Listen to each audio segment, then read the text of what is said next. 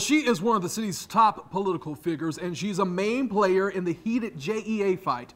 City Council President Anna Brosche isn't afraid to ruffle some feathers in City Hall. That's absolutely the case, and our Shelby Danielsen spoke one-on-one with her today ahead of another significant JEA meeting coming up. That's right. I just walked out of City Hall. That meeting is going on behind me now. Now, it is International Women's Day, celebrating cultural, social, political achievements by women around the globe. So who better to speak with than the woman here in Jacksonville who is leading the charge on one of the most divisive issues to hit our city, often butting heads with our mayor, but she says she's standing her ground, and it all has to do with that JEA sale.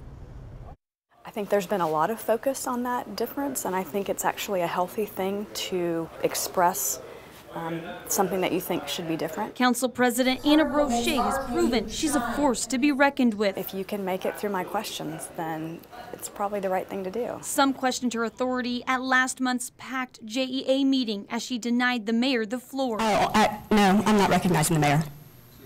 I'm not recognizing the mayor. The Florida Times Union editorial board accused her of stepping out of line. Do you think it's a sexist issue?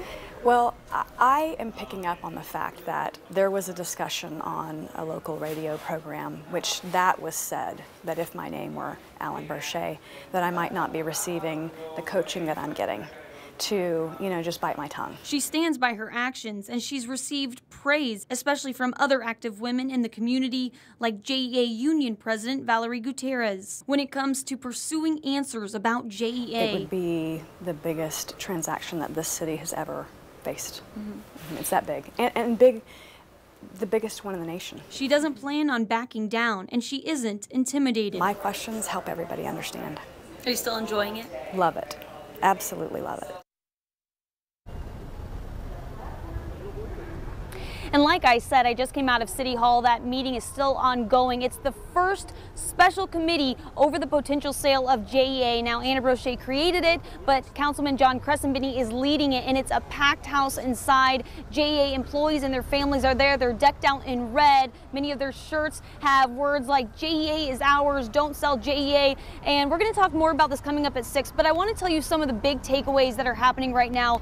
Number one, they're talking about the lack of trust that has just plagued City Hall and this issue over the last month. And because of that, they're actually talking about bringing in a consultant, an outside advisor who would be there, who could be an extra checks and balances system. And they also all agreed that they might take some oath when these committee meetings start so that there is no question of truth. They're also talking about a spending limit for the mayor, which is already in place, but they want to bring that limit down even more until this whole JEA controversy is over. We're going to talk more about that coming up at 6. Reporting live at City Hall, Shelby Danielsen, First Coast News, on your side.